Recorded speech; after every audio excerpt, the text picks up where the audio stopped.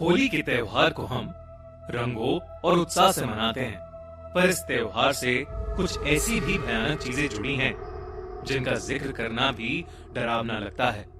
ये कहानी प्रीति की है। प्रीति अपनी लाइफ के एक बहुत ही अनोखे पड़ाव पर थी।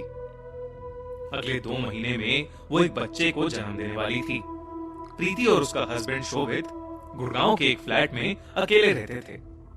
काम में बिजी रहने की वजह से शोभित प्रीति का पूरी तरह से ख्याल नहीं रख पाता था और इसलिए प्रीति ने अपनी प्रेगनेंसी के आखिरी महीने अपनी मां के साथ रहने का डिसाइड किया। होली से करीबन 1 दिन पहले प्रीति अपने घर कैब से पहुंची।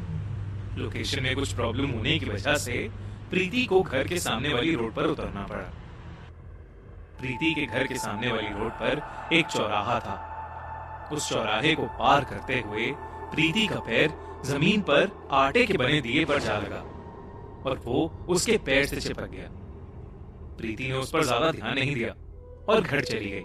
पर घर के दरवाजे पर पहुंचते ही प्रीति ने जैसे ही घर की दहलीज पर अपना पैर रखा, उसके पूरे शरीर में एक करंट दौड़ा। उसे एक जोर का झटका लगा और वो पीछे हो गई। जब तक प्रीति कुछ समझ पाती, उसकी मां घर के गेट पर उसे लेने आ गई। अपनी मां को देखकर प्रीति बेहद खुश हो गई और वो उस झटके को नजरअंदाज करके उनके साथ अंदर चली गई। उसी रात को प्रीति वॉशरूम जाने के लिए रात में उठी। बेड से उठकर वो जैसे ही वॉशरूम की तरफ जाने लगी, उसको पीछे से किसी ने जोर से धक्का मारा। प्रीति उस धक्के से जमीन पर गिर गई और दर्द के मारे उसकी चीख निकल गई। घर में सभी लोग जाग गए। प्रीति ने जब ये बताया कि उसे किसी ने पीछे से धक्का मारा था, तो घर के सभी लोग चौंक उठे। तभी प्रीति के पापा ने उसकी बात को टालते हुए कहा कि शायद अंधेरे में प्रीति जमीन पर पड़ी किसी चीज से टकरा गई होगी। सबने इस बात को मान लिया और सब लोग सोने चले गए। अगली सुबह होली का त्योहार था। हर जगह रंग और उत्साह था। घर के सभी लोग एक दूसरे को रंग लगा रहे थे। जब प्रीति के बचपन के दोस्तों को पता लगा कि प्रीति अपने पुराने घर में वापस आई हुई है, तो वो भी उसके साथ होली खेलने के लिए वहां आ गए। घर के बाहर प्रीति के 4 दोस्त आ गए, लेकिन उन चारों में से प्रीति सिर्फ 3 को ही जानती थी। एक आदमी उसके लिए बिल्कुल अनजान था, पर प्रीति को लगा कि शायद वो उसके किसी दोस्त के साथ आया होगा। उन सब ने एक दूसरे को रंग लगाना शुरू कर दिया। उसी मस्ती के बीच वो अजनबी भी प्रीति को रंग लगाने आ गया। प्रीति ने उसका नाम पूछा तो उसने कुछ नहीं बोला और सीधा प्रीति के गालों पर रंग लगाने लगा। प्रीति को एकदम से महसूस हुआ कि वो आदमी अपने हाथों से सिर्फ रंग नहीं लगा रहा, बल्कि वो प्रीति के मुंह को मसलने की कोशिश कर रहा है। प्रीति ने गुस्से में उस आदमी को पीछे धक्का मारा और जोर से चीखने लगी। उसके चेहरे पर बहुत तेज दर्द हो रहा था। सब लोग उसके पास इकट्ठा हो गए। प्रीति गुस्से में अपने दोस्तों से कहने लगी कि उनके साथ जो आदमी आया है उसने प्रीति के साथ बदसलूकी की है। ये सुनकर सब दंग रह गए। तभी प्रीति के दोस्त रवि ने उससे पूछा कि वो किस आदमी की बात कर रही है। रवि ने बताया कि उनके साथ कोई चौथा आदमी नहीं था। सुनकर प्रीति सुन पड़ गई। उसे पूरा यकीन था कि उसने एक आदमी को वहां देखा था। प्रीति इधर उधर उसे ढूंढने लगी, पर वो आदमी उसे कहीं नहीं मिला। घर के बाहर अब इतना तमाशा बन चुका था कि प्रीति की मां उसे घर के अंदर ले गई। प्रीति बार बार पागलों की तरह उसी आदमी के बारे में बोले जा रही थी। प्रीति की मां ने उसे बिस्तर पर बिठाया और उसके लिए पानी लेने किचन में पहुंची। किचन तक जाते हुए प्रीति की मां के पास उसकी भतीजी श्रेया फोन लेकर आ गई और उन्हें एक वीडियो दिखाने लगी। वीडियो में जो उन्होंने देखा उससे उनके होश उड़ गए। वो वीडियो बाहर हो रही होली सेलिब्रेशंस की थी और उस वीडियो में साफ साफ दिख रहा था कि प्रीति अकेली खड़ी हुई है और उसके गालों पर खुद से रंग लग रहा है। ये देखते ही प्रीति की मां भागती हुई प्रीति के कमरे में पहुंची तो उन्होंने देखा कि प्रीति का शरीर बिस्तर के ऊपर हवा में तैर रहा है। ये देखकर प्रीति की माँ बेहद घबरा उठी। वो समझ गई कि जरूर प्रीति के ऊपर कोई काला साया आ गया है। उन्होंने तुरंत शहर के एक जाने माने तांत्रिक को बुलवाया। जब वो तांत्रिक वहां पहुंचा तो प्रीति उसे देखकर गुस्से से चिल्ला उठी। प्रीति ने उसका गला पकड़ लिया और किसी अजीब भाषा में कुछ बड़बड़ाने लगी।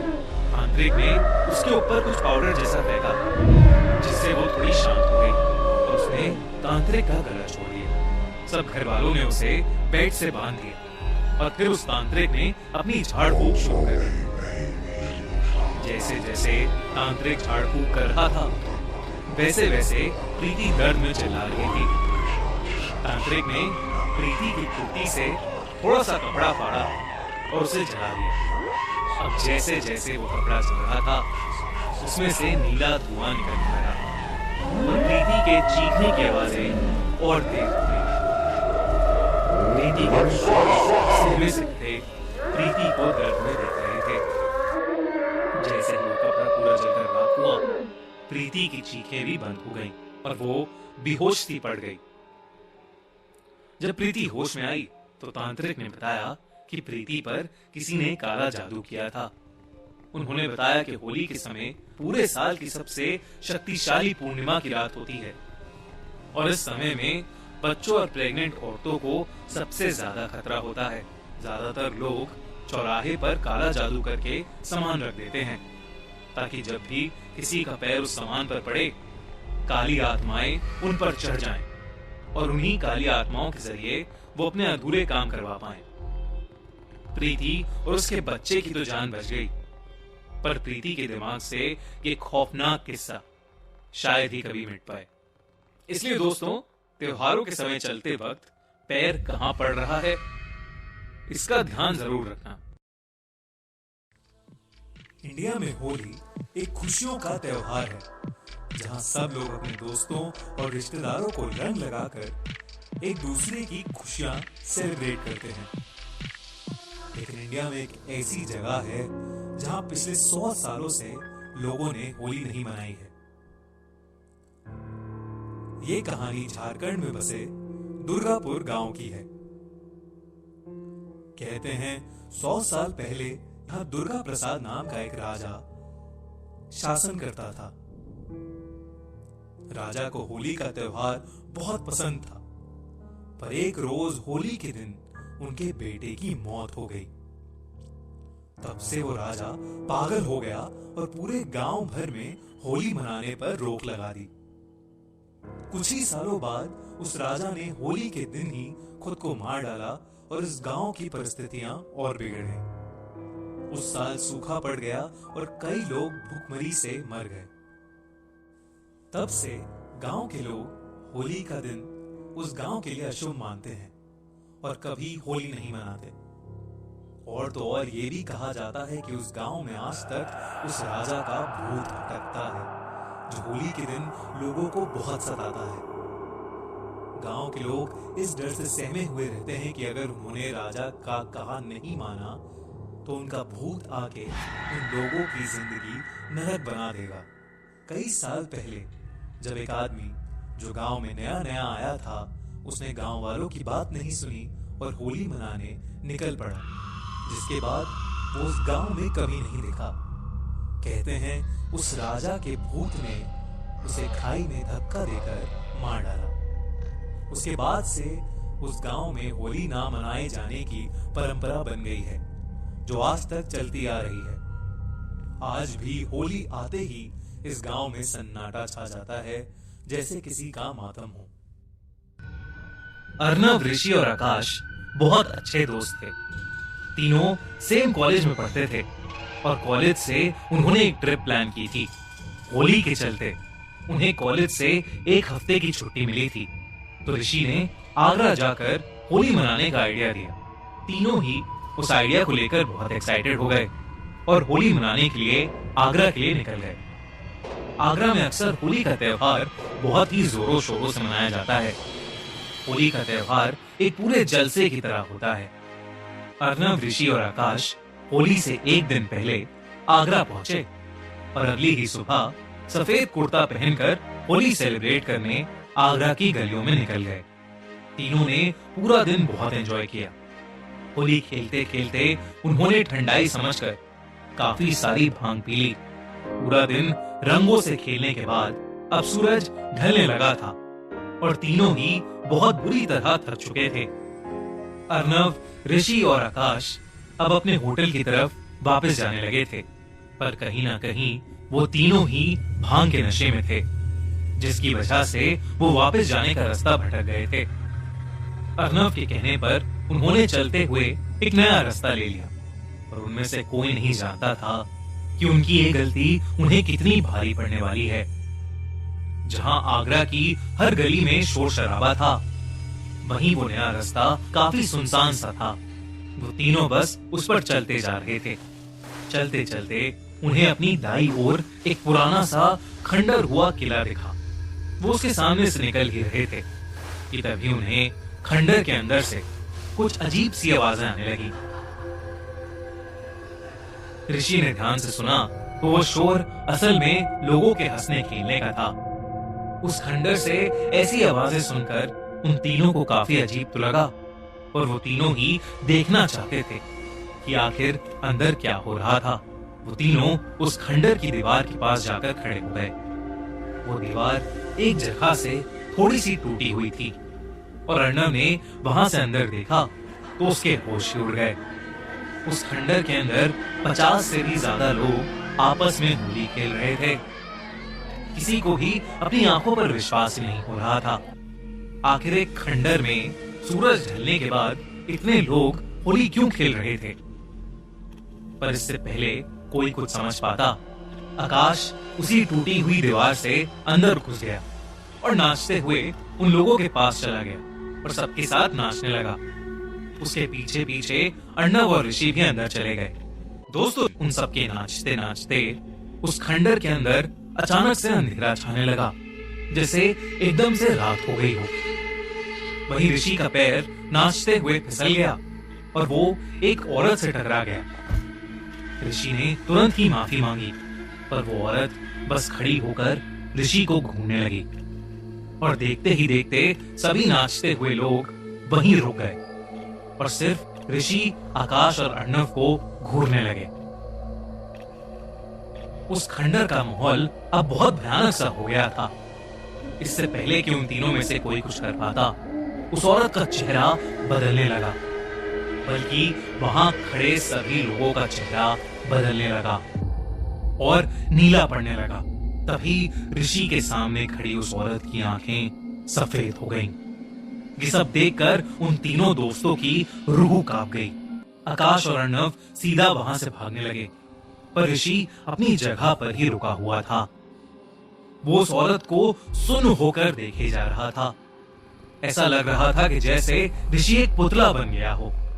आकाश ने उसे वहां से खींचने की कोशिश की, पर ऋषि मानो वहीं पर जम गया था। आकाश ने उसे और जोर से खींचा, और जो उसने देखा, उसे देख उसका दिल दहल गया। ऋषि की आंखें भी सफेद पड़ने लगी थीं। ये देखते ही आकाश ने ऋषि का हाथ छोड़ा और वहां से भागने लगा। आकाश और अर्णव दोनों को कुछ भी समझ नहीं आ रहा था। वो जहां भी नजर डाल रहे थे, वहां वो नीले पड़े लोग उन्हें भयानक सफेद आंखों से देख रहे थे। वो बस कुछ भी करके उस खंडर से बाहर निकलना चाहते थे। ऋषि अब भी वहीं एक पुतले की तरह खड़ा था। अर्णव ने देखा कि जिस दीवार से वो अंदर आए थे, वहीं बाहर जाने का एक लौता रास्ता था, तो वो उसकी तरफ जाने का रास्ता ढूंढने लगा। तभी कुछ ऐसा हुआ जिससे अर्णव और आकाश की सांसें जम सी गईं। वहां पर खड़े सभी लोगों की हड्डियां चटकने लगीं और वो धीरे धीरे अर्णव और आकाश की तरफ बढ़ने लगे। उन दोनों की जान सूख चुकी थी।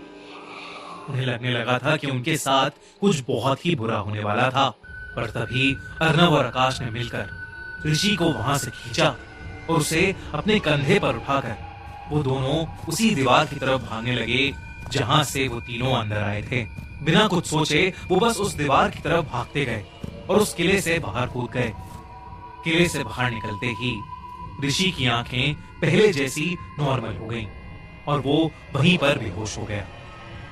इससे पहले कि वो कुछ समझ पाते, उस खंडर से आग की लपटें निकलने लगी और उस किले के अंदर मौजूद सभी लोग आग में जलने लगे। वो भयानक नजारा अर्नव और आकाश से देखा भी नहीं जा रहा था। पहले तो उन्हें लगा कि ये सब जो उनके साथ घटा वो कुछ नहीं बल्कि भांग का नशा था। लेकिन वो दोनों जैसे तैसे ऋषि को उठाकर जब अपने होटल तक पहुंचे और वहां के मैनेजर को उन्होंने सब कुछ बताया, तो मैनेजर की बात सुनकर वो लोग दंग रह गए। उस मैनेजर ने उन्हें बताया कि जिस किले के पास वो थे, उस किले में कई साल पहले गांव के लोग होली मना रहे थे और तभी उनके गांव पर एक मुगल बादशाह ने हमला कर दिया था। किले को चारों ओर से घेरकर मुगलों ने उस पूरे किले को आग लगा दी थी। उस किले में मौजूद हर एक इंसान की वहीं पर मौत हो गई थी। आज भी होली के दिन शाम को कोई भी उस किले के पास से नहीं निकलता। कहते हैं वो सारी आत्माएं उस किले के अंदर कैद हो गई हैं और वहीं पर भटकती रहती हैं। पर हर साल होली के दिन वहां भूतों की होली खेली जाती है। ये सब सुनकर अर्नव और आकाश के होश उड़ चुके थे। ऋषि अब भी बेहोश था। होटल के मैनेजर ने उसे दिलासा दिया कि अब वो तीनों बिल्कुल सुरक्षित हैं। सुबह होते ही अर्नव, ऋषि और आकाश तुरंत ही आगरा से निकल गए। ऋषि को उस दिन के बारे में ज्यादा कुछ याद तो नहीं है, पर अर्नव और आकाश उस दिन को शायद ही कभी भूल पाएंगे। वैसे तो इंडिया में हर फेस्टिवल ही स्पेशल होता है, मगर रंगों का त्योहार होली सभी के लिए थोड़ा एक्स्ट्रा स्पेशल होता है। तरह तरह की मिठाइयां, ढेर सारे रंग और खूब सारी मस्ती। मगर 12 साल के रोहन के लिए उसका फेवरेट होली का त्योहार इतना भयानक बन जाएगा, उसने कभी नहीं सोचा था। रोहन एक अनाथ आश्रम में रहता था और होली से कुछ दिन पहले ही उसे एक फैमिली ने आकर अडॉप्ट कर लिया था। जब वो रोहन को अपने घर लेकर आए, तो रोहन घर के अंदर जाते जाते रुक गया। उसका ध्यान घर के पास वाले गार्डन की तरफ जाने लगा, लेकिन तभी रोहन की नई मॉम ने उसे अंदर बुला लिया।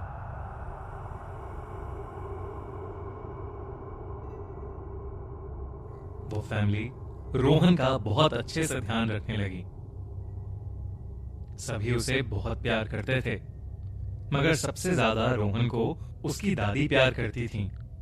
मगर उस घर में एक अजीब सी बात थी।